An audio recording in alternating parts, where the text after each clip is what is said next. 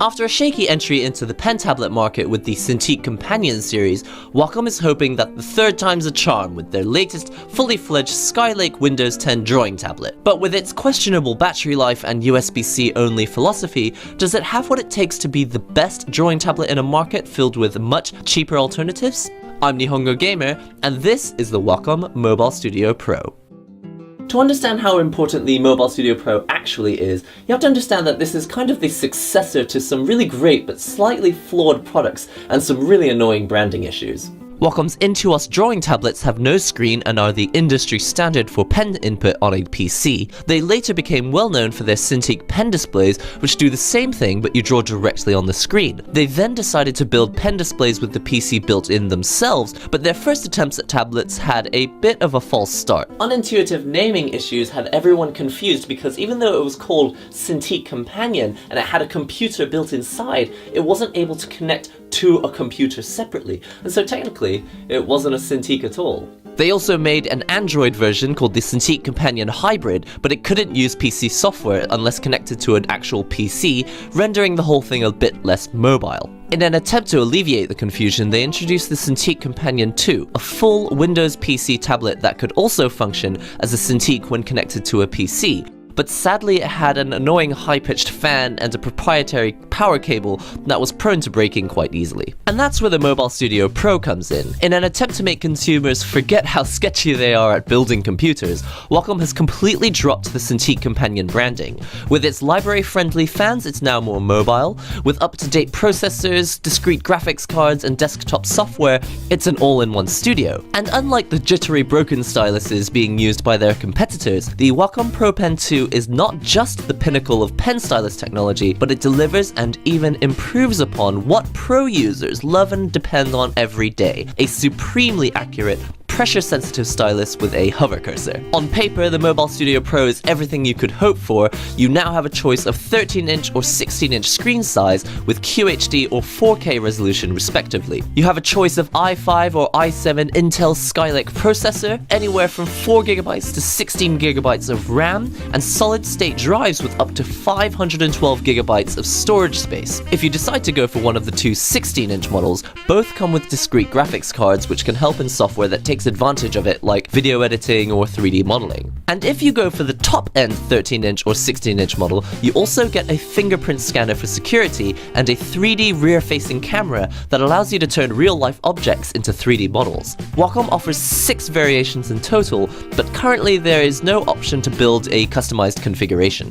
But that's not all. There's plenty of other exciting features like 6 express keys plus the touch ring. USB-C allows you to charge with any single one of these ports, so if one of them happens to break, you can still use the other two for charging. But this is my personal favorite here on the other side is the SD card slot.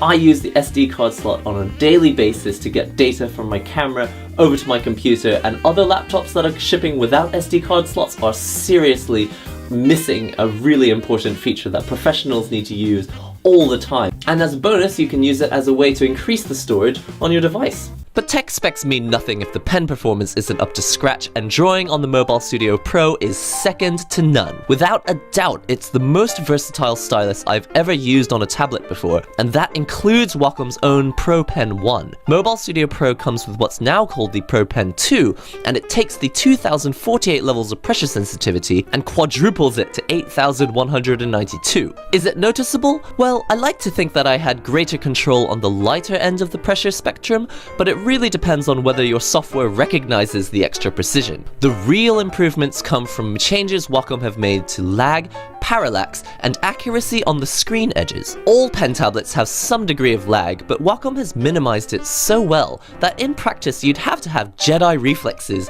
for the cursor to affect your drawing. And thanks to the much thinner glass screen, parallax is so impressive that it now feels like ink is literally flowing out of the pen's tip and onto the canvas. Although it never really bothered me before on previous Wacom devices, edge accuracy has finally reached a point where it's almost on par with devices like Apple Pencil or the Surface Pen. But wait a minute, If Apple and Microsoft are doing it so well, then why bother with Wacom technology at all? Well, the current Microsoft Surface tablets use stylus technology which is still laden with digital jitter that I personally find unacceptable, because drawing slowly and carefully is a part of my technique. And with the Apple Pencil, although easily the best performing stylus in terms of lag and parallax, it doesn't show you where the cursor is before you draw. That's not a problem for sketching and painting maybe, but for the wide variety of uses that professionals use on a daily basis, the hover cursor is a time saver and for some, a crucial part of their editing or 3D modeling workflow.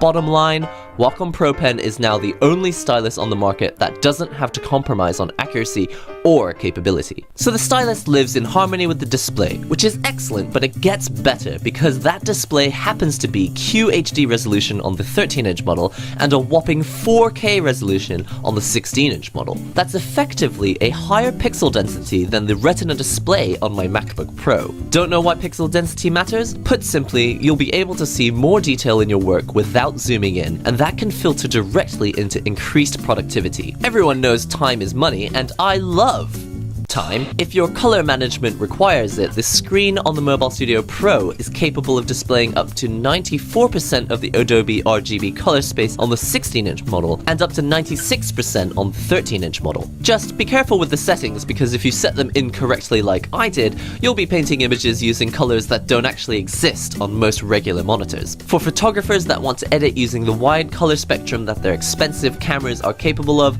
this is the display to do it with. Now, if you're coming to Wacom from a device like Surface Pro or iPad Pro, you'll instantly notice that drawing on the MobileStudio Pro feels different. The Wacom Pro Pen 2 has a retracting pen nib, so it feels more brush-like. Also, the screen is made with what Wacom calls etched glass. This means that the pen glides on the screen with greater traction and control than you might get with a purely glass screen like that of the Surface Pro or the iPad not using a screen protector. Personally, I felt that Wacom's etched glass was the perfect balance of texture and image clarity, but as I carried around from studio to office to cafe almost every day, the chances of some bozo dropping their keys on it is just so high that I've put a screen protector on it anyway. While the Apple Pencil certainly feels natural and has almost no learning curve, Pro Pen 2 does take a bit of getting used to because it's designed to emulate any number of different PC software tools. If the Pro Pen is like stroking canvas with a paintbrush, the Apple Pencil is like tapping on glass with a chopstick. While we're talking about the stylus, there's one feature that really can't be appreciated unless you try it out in person, and that's the absolutely superb initial activation force. Wacom has always done this well, and the Pro Pen 2 is no exception. If you have the pen tip graze the screen even only slightly, you're able to create the lightest line that your brush is set to draw. And if you use your tablet to do rough sketches, this can be a deal breaker on other tablets that aren't able to perform as highly as this one. In combination with the retracting pen tip, you're able to brush the screen in a sweeping motion that doesn't interrupt the natural flow of your arm movement. Once you're used to it, you won't be able to go back. A good pen and display are only as good as the apps that you use them for, and of course, since MobileStudio Pro runs Windows 10, you'll have access to any of the desktop software you're used to running on your normal studio setup. For 2D artists, I tested Adobe Photoshop, Illustrator, Animate, and Clip Studio Paint. For 3D artists, I had a quick go on ZBrush, and for video editors, I even had a go with some 4K editing and exports. Starting with Photoshop, I noticed that performance was smooth and precise, but I wasn't able to test whether I was actually getting 8,000 levels of pressure sensitivity. With a 600 pixel brush, I was able to gradually adjust the brush size by pressing hard or softly on the pen tip, but my theory is that unlocking the potential of the Pro Pen 2 will depend on software updates. You'll be happy to hear that drawing a straight line is no problem on the Wacom MobileStudio Pro. This is something that competing tablets with low scan rates tend to be unable to do without resulting in jagged edges. Adobe Illustrator felt amazing where it worked, but it has even more bugs, and until certain tools get updated, it's just a bit too glitchy, so if you need this app for your daily work, definitely check that the bugs have been fixed before you switch your machine for a MobileStudio Pro.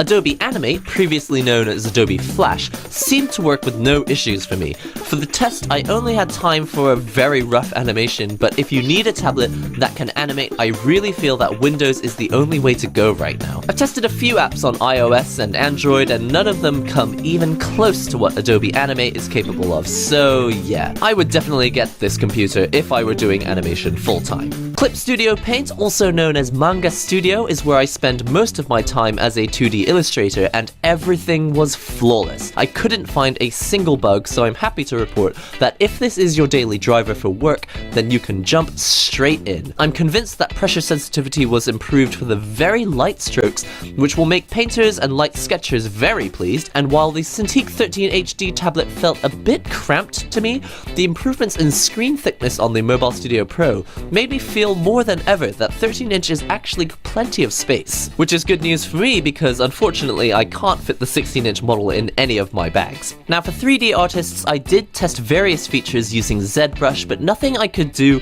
really caused the tablet to slow down, so unless you're planning on recreating La Sagrada Familia in 3D, I think you'll find that the MobileStudio Pro has plenty of processing grunt for 3D modeling. Now almost 90% of my life these days is video editing, and so performance on something like Adobe Premiere Pro is crucial on a computer that I'm using every day, and with the MobileStudio Pro, I was chopping up 4K video, watching it with no dropped frames, and exporting it in a reasonable amount of time too. It doesn't hold a candle to the export times I can get on Final Cut Pro on my Mac, but that's always going to be Mac only, so Premiere will have to do for now. In keeping with the theme of this channel, I of course loaded up a few games just to see how the i7 model would perform without the help of a discrete graphics card, and at HD resolution, I was able to run games like Assault Android Cactus on high settings, but Minecraft was a bit janky if I'm quite honest. I was impressed that it can game, but it's not a gaming laptop, so if that's what you want, there are better alternatives. Now that we've talked about the specifics, I'd like to give you a more general opinion of how this device worked on a daily basis. I've been testing it for a whole month now, and had really no issues that originate from the device itself. The form factor is perfect, it's not unreasonably heavy, it's a bit slippery but easy to hold, and my favorite feature of all, it never turned on by accident and drained the battery like my Surface Pro did. That's thanks to a sliding power switch which has to be pushed for a full second in order to wake the MobileStudio Pro from sleep. The screen is bright, so I never once found a room that was too bright for the 250 nits of brightness the display is capable of, and in general, I rarely pushed the brightness beyond 50%. You might not think so at first, but the MobileStudio Pro actually works quite well outside. This is one of the sunniest days we've had in weeks here in Japan, and I can see perfectly fine on the screen.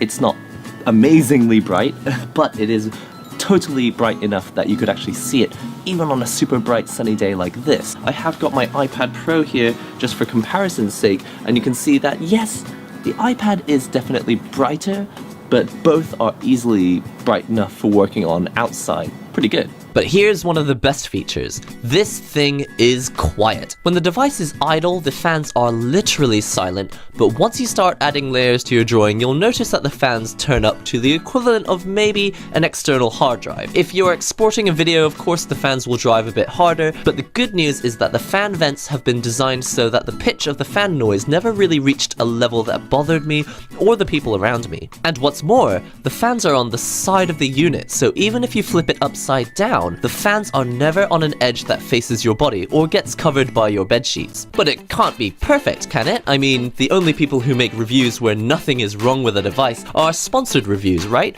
Well, of course, MobileStudio Pro has its fair share of issues, and if you follow me on Twitter, you'll likely have heard most of them already. But just in case, let's go through the list. First of all, the screen is kind of warm. It's not bothersome or deal-breaking, but if you're used to drawing on an iPad Pro, which is always cool as a cucumber, it's kind of a reminder of the limitations of desktop-type processors, which just can't avoid getting warm. Then there's the speakers, which are just so tinny that I couldn't even bring myself to switch them back on to test for this review. They're that bad. If there's a holy grail of tablets, then this is probably it. If there's a holy grail of tablets, then this is probably it. But the truth is, if you're doing any professional work and you rely on laptop speakers for crucial audio monitoring, you're probably going to get fired soon anyway. Then there's the random stuff that will drive perfectionists crazy, like light bleeding. When the device awakens from sleep, you see a black screen with the Wacom logo, and this is the only place where you will see the LCD backlight, which hasn't been 100% sealed correctly. Annoying, but not life-threatening. And who can forget about bugs which Wacom's driver team seems to create just for the sake of continuity, like touch support, which renders 50% of the display unresponsive, or worse, disabling pen or touch support completely with no choice but to force reboot the whole device. But worst of all, and this is a big one, is the unbelievably lackluster battery life. Laptops which last no more than 3.5 hours are a relic from the 20th century, and I don't know what happens in 2016, but devices with awful batteries seems to be some kind of running joke. Anyway, the 13-inch is supposed to have 6 hours of battery life, but I never got more than 3.5 to 4 hours,